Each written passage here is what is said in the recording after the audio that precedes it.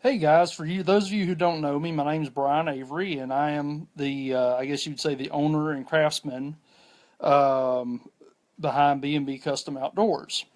And this evening, I thought I would try the whole live feed, whatever you call it, the live streaming thing that you can do on Facebook. See if you guys had any interest in that. And I thought I would talk to you about, well, kind of why do I build certain things the way I do. So I'm going to preface this by saying, that there's almost as many reasons to fish as there are fishermen. But generally speaking, I think that most of us fall in a couple of categories. We're either fishing to feed ourselves and feed our families, or we're fishing purely for recreation. And of course, then you have a group that's fishing for the competitive aspect, tournament fishermen, that kind of thing. So anyway, tonight, as I talk about this one particular kind of fly rod I've been building for a while, uh, really going to be discussing folks who are fishing strictly for recreation. Okay, now within that group, you're going to have a couple of different mindsets. You've got folks, and by the way, before I get into this, let me say that I don't believe that any one mindset is right or wrong. We're fishing, for crying out loud. It's not. What's up, Keith? Uh, it's not it's fun is what it's about. It's about what makes you happy, what makes you tick. So don't construe anything I'm about to say as, oh, well, you shouldn't think this way, you shouldn't think that way. As far as I'm concerned, if you're following the laws and you're, I don't know, being ethical, it's all good. Anyway, as I was saying, within the recreational genre, shall we say, of fishing, you got guys who, they're out to catch as many fish as they possibly can, and that's fine. And you got other guys that are out to catch the biggest fish they possibly can, also fine. And then you've got some folks that are trying to catch as many of the biggest fish as they possibly can. All that's good. As for me, as I've gotten older and I've fished and I've met with some success here and there and whatever, I don't know. My whole philosophy for my recreational fishing time has changed. Now, for me, it's really more about an experience than anything else. And that experience can be something as specific as, well, I want to catch this one variety of fish on this one particular fly. Or it might be a little more general where I say, okay, I want to catch a brook trout. I want to go and catch a southern Appalachian brook trout, which is, by the way, for those of y'all who don't know, that's the only native trout we have in the state of Georgia. Or maybe it's, okay, I want to catch my first, I don't know, freshwater drum, whatever. We end up going out for a specific experience, or I should say, I have gotten to where a lot of times when I go out, I'm going out for a specific experience.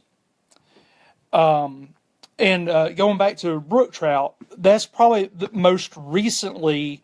That was the most recent goal, I guess, that I went fishing for, and it's been almost a year now since I did this. But as I was saying, the southern Appalachian brook trout is the only trout we have native to the state of Georgia, and it's endangered's not the right word to use, but their future in the state of Georgia is somewhat questionable because there's not many places where they still exist. And for those of y'all who don't know, in Georgia we had a terrible summer last summer, incredibly dry.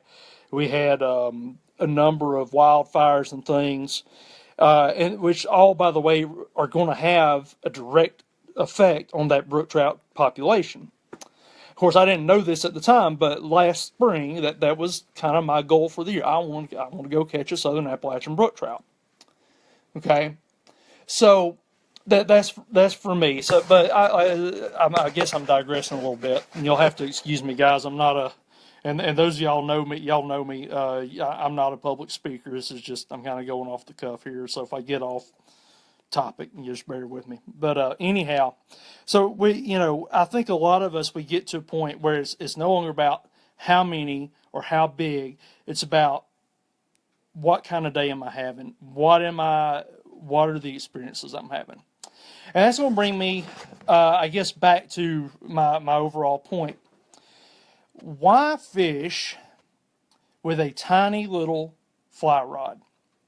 And for those of y'all who don't know, maybe you're not familiar with my work or familiar with what I've been selling the most of, I have been selling more little 6'6" 2-weight fly rods than anything else.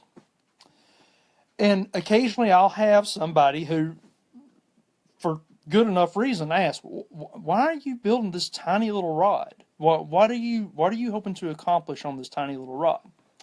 It's a good question. What I'm hoping to accomplish with these tiny little rods is when I go out and I catch that little brook trout, or if I'm taking my kids, and we're not going for trout at all. And by the way, don't ever think that that fly fishing is just for trout. It's not true. You can catch any fish that you want on a fly rod given the proper situation. And a lot of people that I run into as I go out and I'm doing shows and whatever, that some people they'll admire my work, which I always appreciate. And they'll say, "Yeah, I just never could get into fishing because I just get bored." So that's the kind of person that needs to fly fish, because when you're fly fishing, no matter what species you're fishing for, you are always in motion. It's always representing that fly. You give the fly presentation. Once that presentation is over, which usually determined by current, sometimes determined by your retrieve, but it's usually not more than 30 seconds, maybe a minute, that your fly is actually in presentation, and then you got to pull that sucker back in. You got to throw it out again. So fly fishing is actually ideal for people who don't like to sit still and drown a worm. By the way, nothing wrong with people who do that. I do that too sometimes. But back to the fly rod. People ask me, okay, what's up with this tiny little fly rod? Well, there's a couple of things. First off, I enjoy fly fishing. And I think that, and I want other people to learn to enjoy fly fishing. Again, not just limited to trout fishermen here in the mountains, but fishing anywhere where you can catch a fish. There's something about that fly rod I guess is so flexible. And even a stronger rod is a lot of times will be lighter action than a casting rod, certainly, and even several spinning rods. That lightness gives you an experience. There's that word again, it's back to the experience. It gives you an experience with the fish that is just unique compared to your spinning rod, your spinning gear, and your casting gear. I'm not saying it's necessarily better or worse. It's just different. It's unique. And for me personally, I really enjoy that type of experience. I enjoy the thing with a fly rod is you feel that fish. Once you have him on the hook, you feel him a lot more. Oh, what's the word I'm looking for? You feel more of what he's doing, I guess, than you do sometimes with spinning gear or casting gear, and I really enjoy that. I think a lot of times with a fly rod, you're more at the fish's mercy than you are with a spinning rod or a casting rod. So and I enjoy that. So that's kind of why I'm gravitating towards the fly rods to begin with. Now, why the lightweight? Well, the lightweight rod, that little 2-weight rod, makes it where almost anything you catch is going to be an experience. It's going to be a fight. It's going to be fun, is what it boils down to. It's not just a Yankee man, pull him in as quick as you can type deal with these lightweight rods. You've actually, even a small fish, you've actually got to play it. And I just really enjoy that. And I'm hoping that the people who are buying my rods and the people who are maybe watching this video, if you've never thought about this before, maybe think about this. You know, you turn, you live in a place like I live, not a whole lot of really good public water in my immediate area. Now, if I drive an hour and a half, yeah, I can find some really nice public water. But in the immediate Calhoun, Georgia area, there's not a whole lot of really good public water. So, why not utilize it still, though? Back off the size of your gear, back off the strength of your gear, so then that whatever you're catching, whether it's large or small or whatever, you're going to have that experience. You're going to have that thrill of actually having to fight the fish rather than just yanking him in. And so I guess I'm kind of trying to spread the word about that with this particular model of rod that I'm building, this little 2-weight fly rod. I believe that it gives you the opportunity, no matter where you're fishing, no matter what size fish you have at your disposal, it's going to be an experience. It's going to be a battle that is going to be more interesting, more fun, more rewarding than it might be on a heavier weight rod. Now, if I hook into a 6-inch red breast sunfish, say, which, in a lot of places when I take my kids fishing, that's what we're looking at. I take them a lot of times to little small creeks where I can keep an eye on them, but I feel like they're safe and what and all. But, in those small creeks, fish tend, not always, but fish tend to match the size of the water they're in, So you're looking at a 6 to 7-inch sunfish is a good sized fish. And you hook one of those fish on one of these tiny little rods. This is just the butt section, by the way. Let's show that for the camera. This is just the butt section of one of these little 2-weight rods. Let's see, there's a little brook trout on it. It's upside down, but y'all get the idea. All right. And there's my little company here. Let me see if I turn it right side up. I don't know if it'll focus. This is my little company logo, a little B&B Custom Outdoors logo there. Anyhow, you hook that little 6-inch fish on that little rod, you get a kid hooked up on that little 6-inch fish on that little bitty rod, and buddy, that's a day they're going to remember. And that's what it's all about. It's all about creating an experience that's enjoyable for the fisherman, no matter what the age. Could be a young person or an old person, doesn't matter. But because you've scaled back the weight of that rod, you've scaled back the weight of your gear, you experience those smaller fish in a way that's still pleasurable. And that's kind of the word I'm trying to get out to folks, I guess, is, scale back your gear to match your water. Scale back your gear to the average fish you're going to catch, not to the biggest fish you might possibly catch. And I just think it's more fun that way. For me, I know it is for me. I think that a lot of people, if they would experiment with this, they would find the same thing. And again, we're talking about recreational fishing. Now, if we're fishing to eat, that's a different story.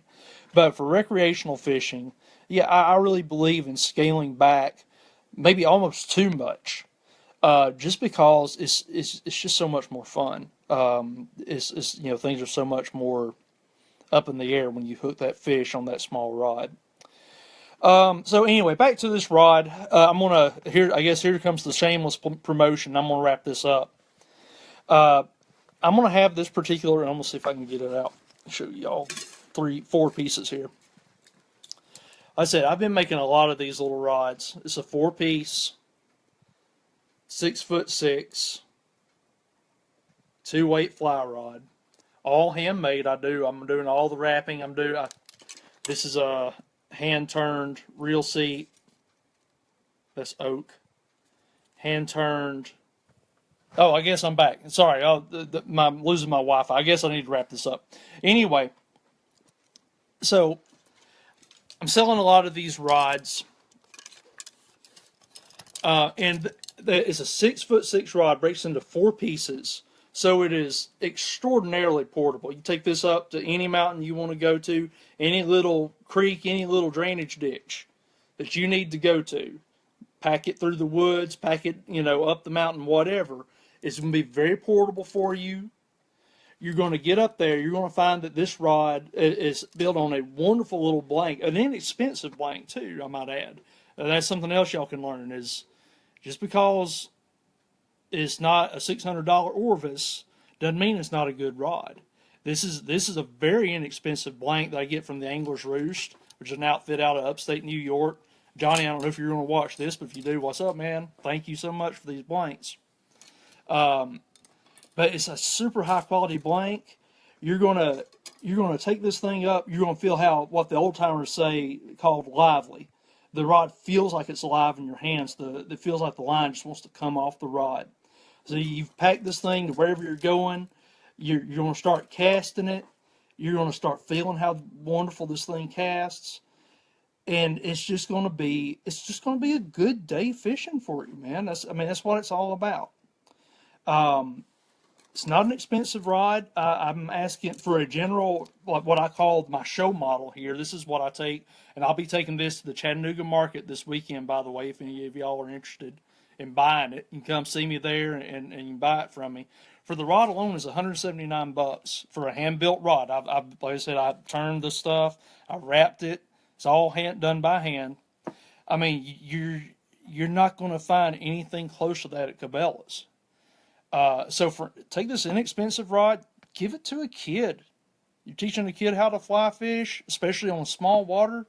A 6'6" fly rod, heck yeah, man, all day long. Take it up there, give it to a kid.